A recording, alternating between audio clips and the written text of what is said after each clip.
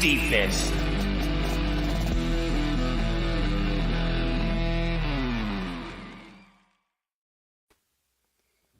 This show is sponsored by BetterHelp. We all have non-negotiables, right?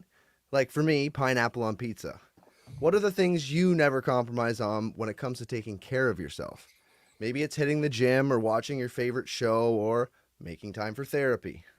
Life can get crazy with work, family, and everything else on your plate. And sometimes that's just an even better excuse to go ahead and look for therapy. That should be one thing in your life that's non-negotiable. These non-negotiables are, self-care. They're the kind of things that keep you grounded and ready to take on anything. Therapy isn't just for dealing with trauma or big life changes. It can be like learning healthy coping skills, setting boundaries. It could be you want to be the best version of yourself. There's many reasons to get into therapy. Whether or not you've been in therapy before, it can be a game changer in helping you handle everyday stress and challenges. If you've been thinking about starting therapy, BetterHelp is a great option. It's all online, super convenient, flexible, and tailored to your schedule. You just fill out a brief questionnaire and get matched with a licensed therapist. Plus, you can switch therapists at any time, no extra charge. Never skip therapy day with BetterHelp. Visit betterhelp.com/THPN today to get 10% off your first month. That's BetterHelp, HELP.com/THPN. All right, boys, we're back on Split the Defense. Leafs post-game presented by LaForest Electrical Contractors, serving the Kingston and surrounding area since 2004. I'm Webby here with CP and producer Ted in the booth for us as usual. And here we go with the premiere for Season 2 of our Leafs post-game. Thanks for joining us. Whether you're here now or you're here later, we appreciate you listening. And if you could just give us a thumbs up, subscribe to our show, give us a like, all those good things. And now more than ever, we need you to download this podcast. If you just want to help the boys out, go in, give the podcast a download. It's a big help. Why is that? Well, we've joined the Hockey Podcast Network. Forgot to mention that last show. Yeah, we did.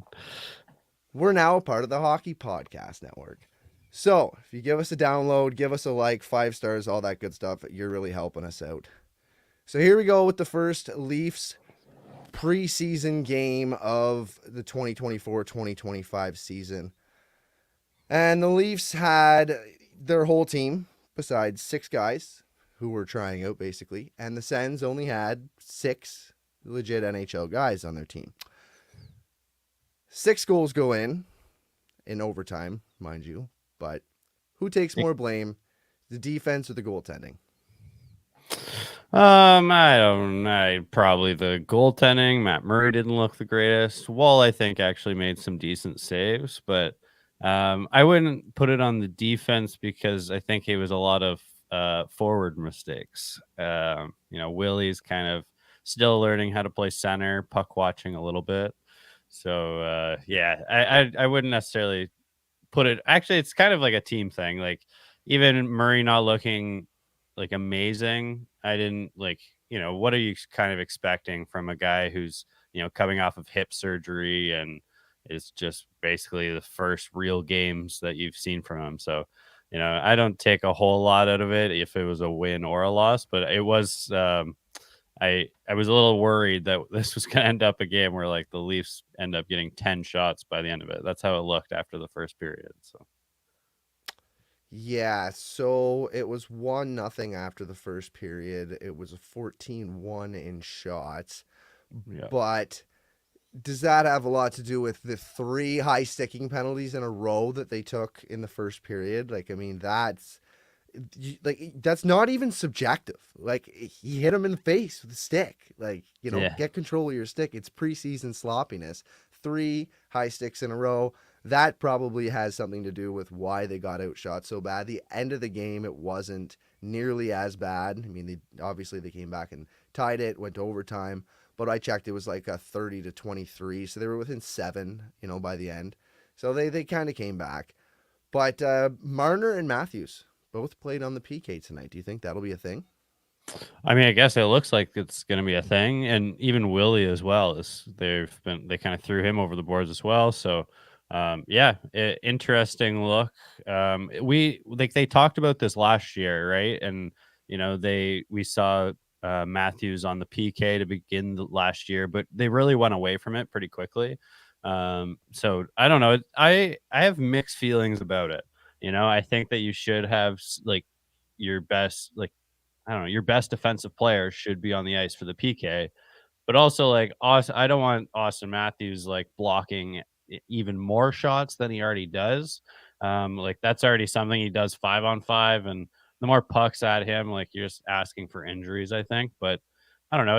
It's just one of those, like, I love and hate it all at the same time, but looks like they're gonna give it to us. What do you think about it? Do you like it, or Marner and Matthews as penalty killers. I mean, Willie, not so much. I guess if you can develop them into doing it, Marner's good at it already.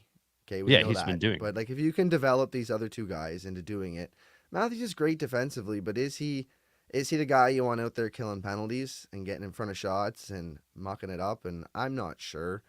I'm not sure that's just what I want from him. I know he's really good, so I would certainly consider him as maybe like a third role PK, but definitely not in like your normal top two units that you use to kill penalties.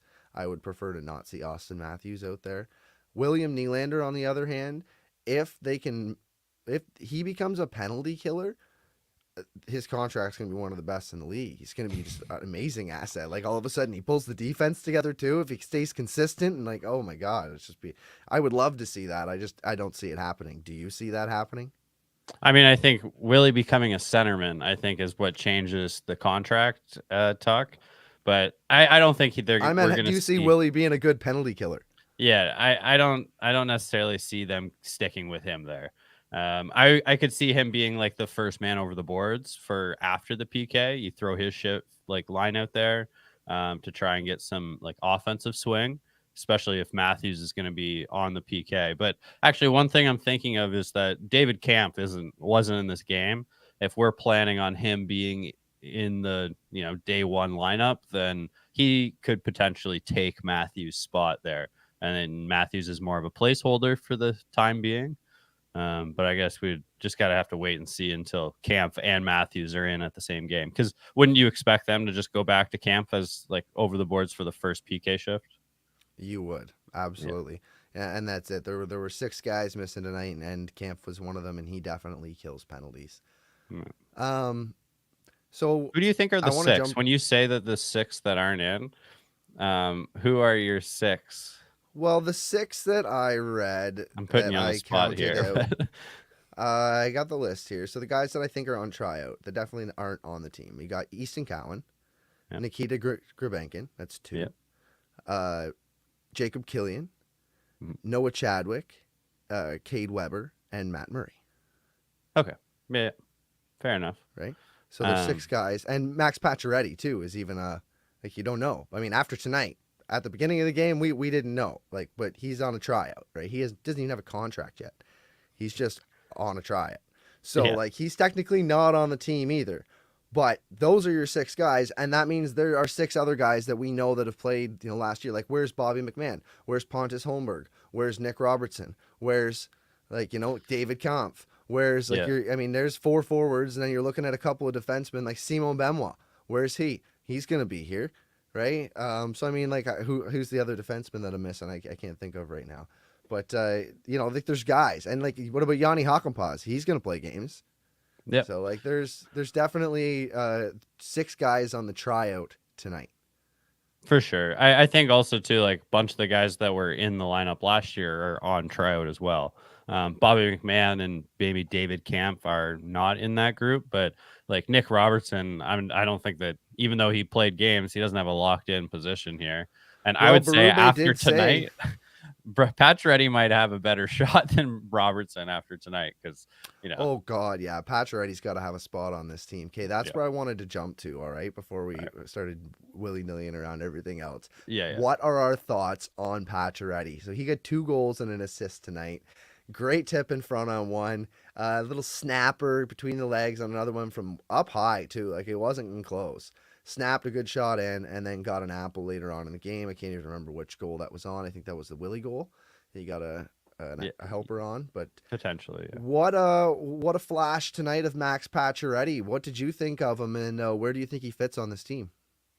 Yeah, I mean, I really liked how he looked. Actually, it was a quote before the game that really got me excited, where he said he was like he knew that he would feel pretty good coming back from injury, but didn't know he would feel this good. And to me, that was just like, oh wow, like that's we might be getting a different version of Pacioretty than I thought we were getting, and he looked pretty good. You know, Hmm. he's not quite as fast as he used to be. But it didn't look like he was falling behind plays or anything. No. And I think he played a lot of shifts with Tavares. He Where looks faster than Tavares. yeah, We yeah. play him with So Tavares. He looks faster than Tavares. So that's yeah, all that and matters, Tavares right? has a way of slowing down like the game for everybody. So I don't if he's going to be like a common line mate there, then yeah, I could definitely see that working and him not falling behind. Still, like he still has the shot, still has the playmaking ability. And I think that I could see him being kind of locked in as a third line like scorer. But also one thing about Patrick, he's super responsible defensively. Like he was the first man back on plenty of times tonight, and he knows where to be. He covers for the centerman, so yeah, I think And he I'm doesn't really just comfortable score there. either. He's Yeah, also got a heavy body. Like he was pinched in for that was the thing probably his assist that he got there. He pinched in and kept the play alive on the one and like that was a really good heavy strong move, veteran move and like that's great. So if he's healthy, absolutely I want to see him 3LW right next to JT. That would be fantastic to have success there. Who goes on the right? We'll have to figure that out. But I what do you also think he's going to get for a contract? yeah, I think he's going to be a basically minimum contract. I think like Regardless maybe of a how million this bucks. goes, yeah, like maybe 1.1 or I don't know, something that's not too crazy. I'm not too worried about the contract. One thing I am worried about is just like Bobby His McMahon is jersey supposed to number? be. Yeah, I mean, I love that honestly. He's like the like anti like curse, hopefully, and ex Habs captain wearing 67. I It's know. just like Oh you can't God. get better than that as far as an Uh, anti-curse. So yeah, bring it on. I mean, I never really cared about players on previous teams coming here. Like even when Spezza came, does he I give you Jason Spezza vibes? Because he gives me Jason yeah. Spezza vibes. Oh yeah, how do you not get Jason Spezza vibes? Like he's a big, huge veteran player who is smart.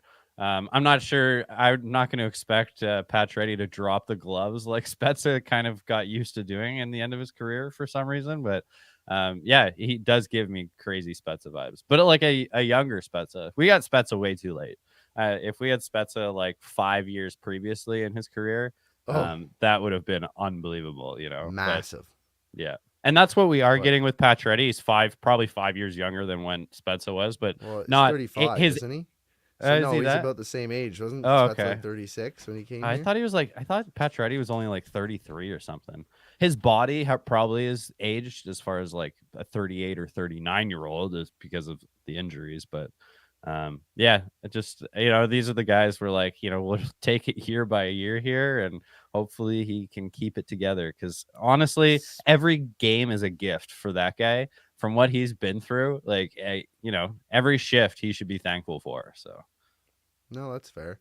That's fair. And somebody else that relates to in his first game, well, preseason game, back in the NHL in 6 years, Nikolai Kulemin. He got a yeah. secondary assist tonight on the first goal. Mhm. He's back. 38 years old, Nikolai Kulemin, Leaf legend. Oh Like, yeah. did you He notice him tonight? What did you think of him tonight? Do you think he's got a chance of coming back to the Chell? It's too bad he didn't come back to the Leafs. Yeah, well, I don't know if I would want him back. I didn't. I noticed him a couple times, but Kuhlman's Cooley was kind of electric 10 reminds years me. ago. He reminds me of a Leafs team that I was cheering for fights more than wins. That was basically how those days went. I think with Kuhlman on the Leafs, but yeah, he's just a gritty player. He's a big body out there. I'm hoping that he makes it on the Sens so we can actually see him play in the NHL again. This is kind of credit to like those guys that just kind of go home back to their leagues and kind of get an itch in their belly, I think, when it is coming to an end, and he just wants to give it one more go, which is kind of cool to see. Yeah, well, hopefully he gets back. Hopefully he just doesn't do very well against the Leafs because he did have a secondary assist, of course, on the very first goal Very of the first game one, yeah. tonight. But talking about the old Leafs team that used to just fighting in the preseason, we had two fights tonight. We Hmm. had Reeves versus Sabrango, and then Grabankin versus Gaudette. And the Grabankin fight was a lot of fun, and I think we are going to like that kid. What are your thoughts on him? He made a play earlier in the game as well that looked skillful, so it looks like he can contribute as well. Dancing around, throwing fists. What do you think of him, and especially his personality? I loved him actually. Even before he got in the fight, it was funny in my Leafs chat. There's like me calling out Grabankin as being really noticeable, and then like 2 minutes later, he gets in the fight, and then he became really noticeable. And I loved how he played up to the crowd, and yeah, he's just willing to finish every check. He's really fast out there, and like you said, he has some hands. So I'm not sure where the ceiling is on his skill. I haven't like dug through the Grubenkin tapes and stat lines to see like where he lines up as far as like ceiling for his play, but I think he's got a really good floor because he looks like if you could teach him just the basics of like defensive hockey, like you could lock him in as a bottom six kind of fill in guy. So I don't see him necessarily making the team, but I could see him being like the 13th, 14th forward that when he comes in and maybe rotates in with like someone like Reeves. It's like just as much energy, not quite as big of a body, but and even Berube's like mentioned him in interviews a couple times. So that's where he was kind of on my radar. Where this guy's going to bring energy, and the coach likes him. So it's always a good sign. Yeah, he's definitely a Berube type player.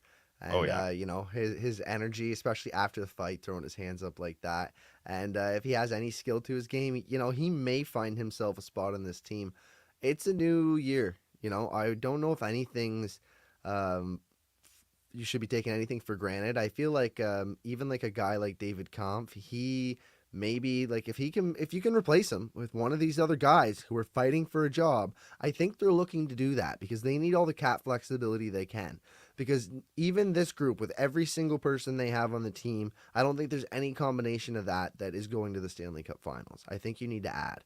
Still think you need to add at the trade deadline. So they need cap flexibility. They're going to need to, maybe move on from one of the more expensive players that makes 2 million and swap him with a guy that makes 900K or 800K and save that 1.1 million. You do it twice. That's 2.2 million. You accrue it over the season plus whatever plus, and you might end up with a $4 or $5 million player, right? So Oh it yeah. could be, it could be vital for the Leafs to be saving that kind of money. So I don't know. Like I was wondering tonight, are guys like that maybe uh, not not set in stone, and like maybe a guy like Grabankin does have more of a chance than we think. Maybe a Nick Robertson that everybody says he's not going to get the chance. I think he might get the chance because they need cheap players. They need a few cheap guys. They don't want to pay they don't want to pay $2 million for. I think that's why Calle Yarncroke's up so high. They don't want to pay $2 million for Calle Yarncroke if he's not going to be up where he is. But again, we'll just have to see how that all shakes out and who actually makes the team. New coach, new systems, so many competitive players. A lot of guys could make this team, to be honest. Yeah, I think as far as like contracts that you would save money on is like you just named them. There's only really two, and it's Camp and Yarncroke. And so yeah, I had the same thought, not seeing Well, Camp Lilligren. and oh well, like we won't. I'm just talking about forwards at this point, but yeah, Yeah. we'll Well, get to no, the we could save defense money in on a sec. Lilligren too. Yeah. Yeah. But as far as like the forwards go, I could see like they've locked in, it seems like Holmberg at center this year. All of the practice lineups and everything, he's playing center. So in my mind, was like, well, that's a much cheaper option to Camp.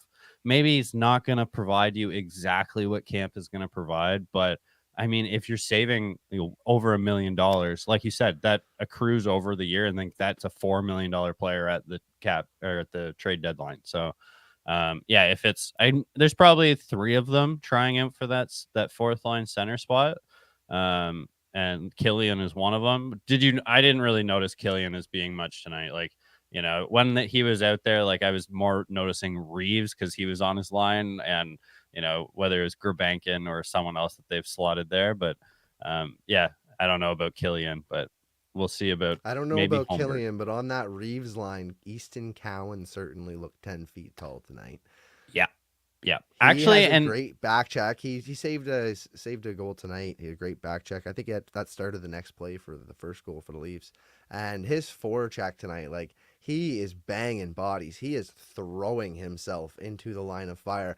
Now, is this guy gonna get hurt? I don't know, but like he is not afraid. He is a warrior out there. It is not just in junior. This guy is willing to go up against anybody.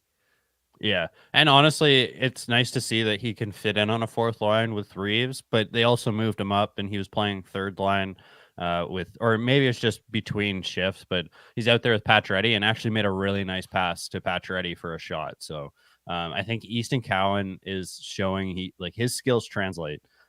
He's not the biggest guy, but so like you said, like you just hope he doesn't get injured throwing himself around like that. But I love the energy, and he'll kind of learn to pick his spots. He's a smart player.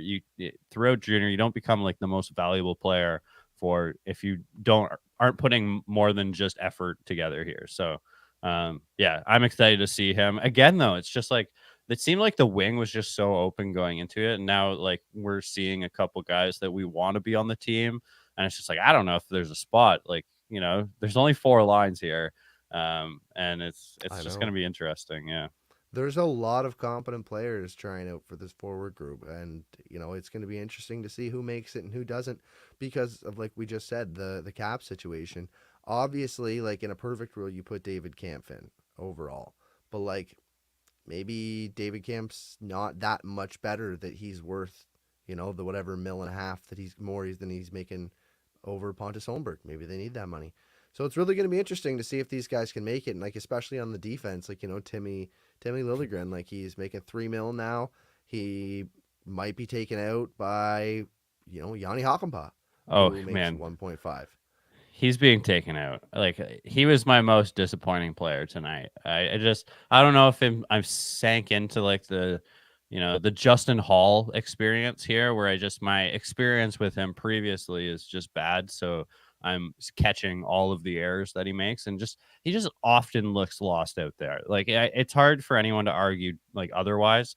It's sometimes I feel like he turns around from having his back to or face the boards, and he's just like I don't know what to do, and kind of just does circles out there. And he also in the middle of the ice It's the gets caught a first lot preseason game between. of the year. You have to take that into consideration. It's true, but just like it's the same guy I think that I've seen other years, and I think we've seen kind of the cap of his where he's going to be.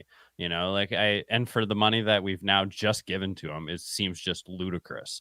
So I don't know. Well, like you said, it's the first game. Maybe he, hasn't had enough coaching from Berube, and maybe just hasn't, had the right things said to him, but yeah, we'll see what happens with him. But I would be much more comfortable, I think, with someone who's just like more responsible defensively because, he does move the puck okay, but he's not going to bring offensive upside. He's not going to play on the power play. Like we have 2 guys for that already.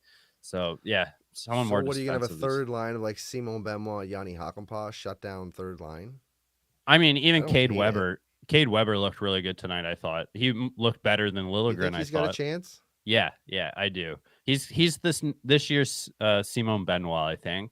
Like Hawk and Paul, we'll see. Like he's a righty, so I'm not sure that either Hawk and Paul or Liljegren are competing with Cade Weber. So maybe he will just not make it because of we still have Simon Benoit to play the left side. I'm just not. I'm not locked in yet to saying that Hawk and Paul is gonna be in the starting lineup of any sort. I think that's a guy that maybe won't play a whole lot of games throughout the season. And you just hope that when it comes down to it, like you can count on him. Because I don't know, they right off the gate, they put them in Group C, which is for rookies and injured players. So Yeah, I was like, man, that's not a developmental. good start. So we'll see. We'll see. Nope, not a good start for the Yanni Hakanpää tenure on the Toronto Maple Leafs. But who did have a really good start, who I really, really, really liked tonight and I didn't think I was going to, and I was super skeptical, and I was so hard on the contract, and you probably know who I'm talking about. It was Oliver Ekman Larson. I Yeah. love that guy. If Nice. he man, he's like Connor Timmins of last year. He's got it. He does something. He knows. He's so smart. He's on another level, man. And like I don't know where he fell off and where, but like he's got it in him, and you can tell. Maybe it's not consistent, and that's the big problem, and he has those troubles, but I could really see some success with OEL. He fits with this forward group. Yeah, he definitely fits with the forward group. He might get a little lost in front of Well, the it's good net. because of the let's put this. So let me finish this here. Yep. What's your overall thoughts of the OEL and McCabe pairing? Because we don't want McCabe to rush up, right? So it's Yeah. nice to have OEL to do it instead of having McCabe going dun dun off the ice and Yeah. being in a bad position. So I really really think that could be successful pairing. Yeah, I do like that pairing because, like I was gonna say, you might need someone to kind of semi babysit him in his own end. McCabe, I think there was the one play where OEL got lost, and McCabe and OEL kind of looked at each other, just like, "Oh, I thought you were gonna do that." So I think like Yeah, it's McCabe, first preseason game, yeah, right? yeah, that's just how it is. But like you said, like he looks so smooth. Like when he has the puck and he's making plays, he's very smart. So I do like him. I think honestly, he's probably going to end up on the power play, like on the first power play. We'll see how that all shakes out. But he's nice to have. Nice to have a guy that on your second pair who is offensively capable and can transition the puck nicely. So yeah, I think like I didn't love the contract either at first, but the more I think about it, like it's not a ton to pay for a guy who can fill in like on your first power play at times, is a good second pairing defenseman. What is it, 3.5 that we're paying him? And Yeah, something something like like that. I just yeah. I just like his style of game with this team. I think it fits very well, and I think he's good at it. I think he's what we were looking for in John Klingberg last year. Yeah, a little bit. And yeah, I'd say so. I'm not sure like he's as good at Klingberg when it really comes to the offensive side, but way more capable in his He own end. was at So one time, yeah, and I mean one at one Klingberg only time. really had it for like I mean, he had a we're giving great Klingberg a lot 5 game of stretch, credit. man. It was 5 games of just lightning offensive play. Like when he walks the line, it was different. But I mean, the one thing too about OEL is he's got a really good stick. So like poke checking when he's like in transition, I think is like important to his game. So yeah, I do like that addition. What were your thoughts of Tanev? Because I instantly first period, first play, he's out there, and I was like, oh, Tanev's like a difference maker. Like he goes from Yeah. like 0 to 10 very quickly. He catches like really good offensive guys off guard. And I thought like he hasn't kind of lost a step from where he was last year. So I'm excited for Tanev on this team. He makes me feel so comfortable just when he's out there.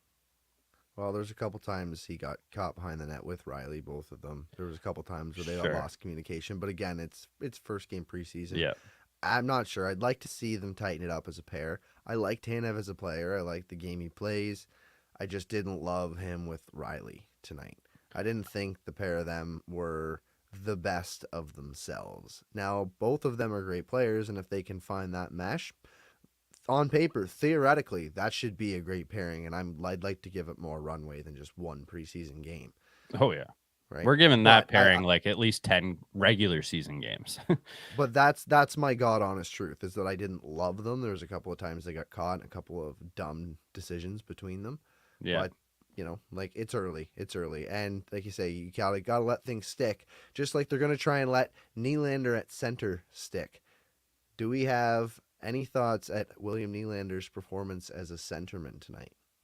Oh, I think kind of similar to what you just said about the Tanev Riley pairing is like, mistakes were made, but I'm definitely not throwing it out. He has the skills to play center.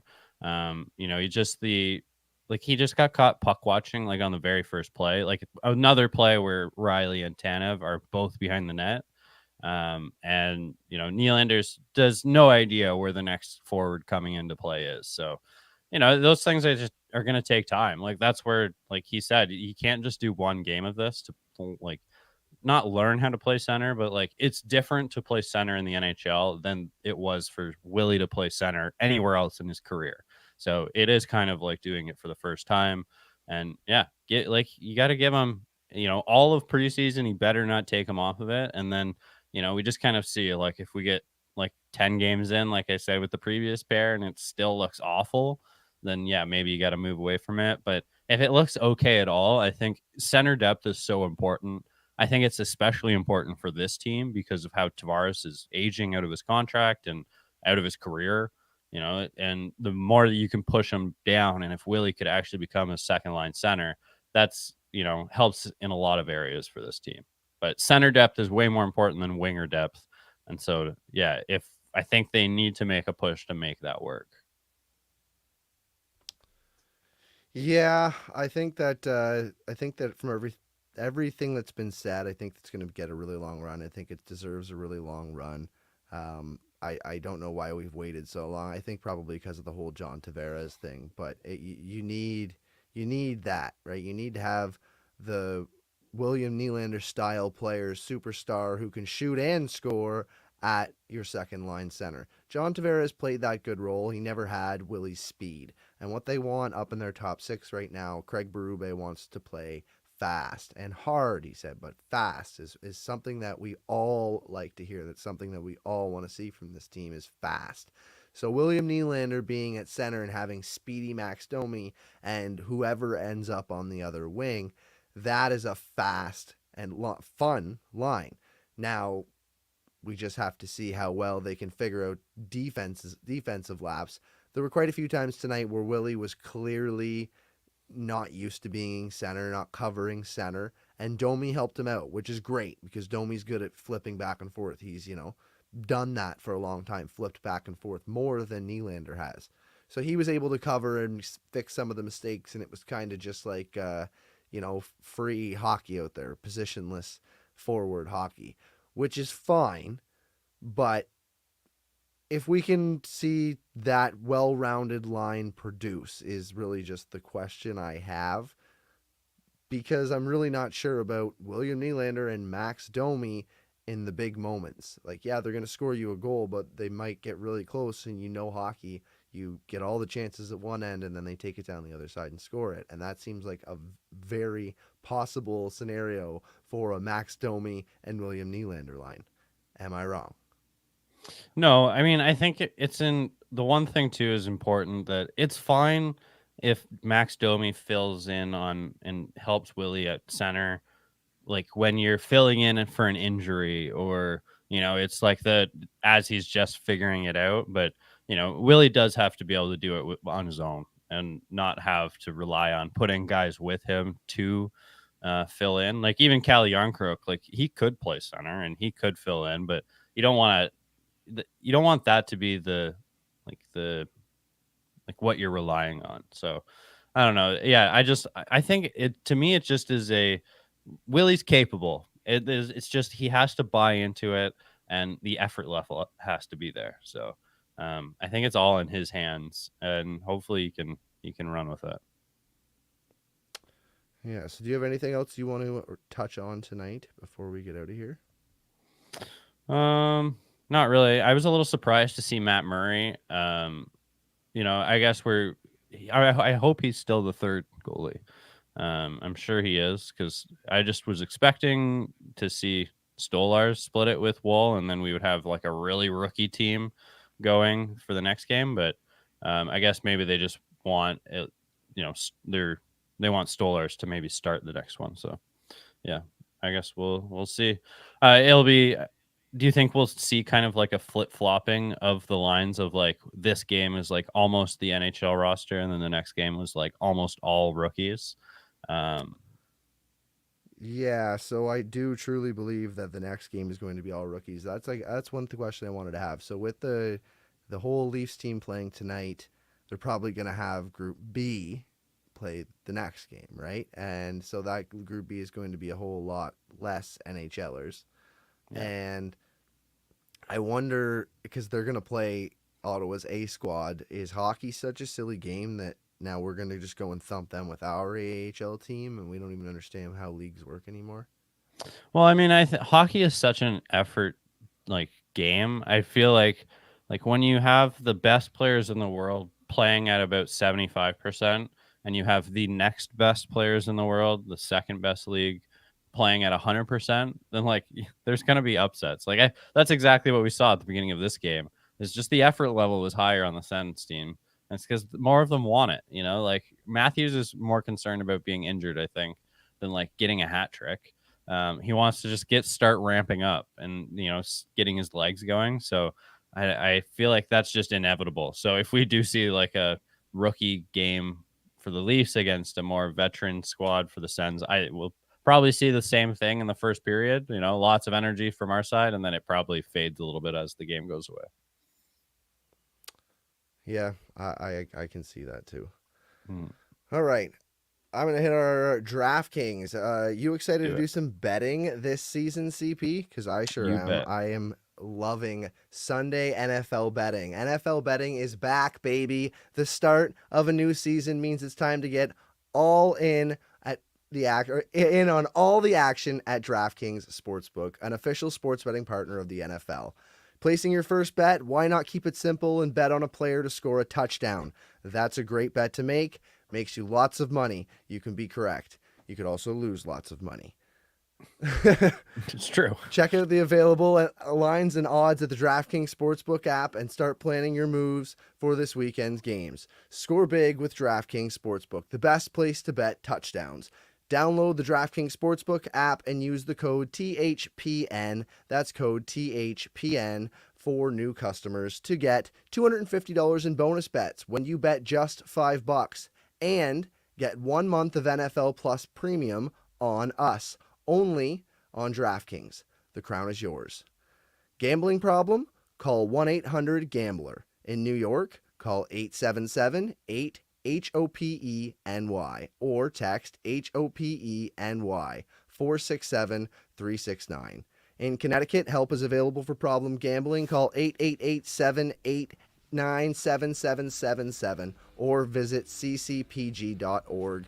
Please play responsibly. On behalf of Boot Hill Casino and Resort, Kansas, 21 plus, age and eligibility varies by jurisdiction. Void in New Hampshire, Oregon, and Ontario. Bonus bets expire 168 hours after issuance. For additional terms and responsible gaming resources, see dkng.co/ftball. An NFL Plus premium offer available only to new and former NFL Plus subscribers. Additional NFL Plus premium terms at nfl.com/terms. So we'll be back Tuesday for the second preseason game, Leafs at Sens. Probably the baby squad. That's a wrap for now. Thanks for joining Split the Defense, Leafs post-game presented by LaForest Electrical Contractors, serving the Kingston and surrounding areas since 2004. Hit that like button, subscribe for the boys, rate and review the show, download the shit out of this podcast. You can find us on the internet at STDP Hockey and Split the Defense everywhere else, and we're out. Peace. Peace.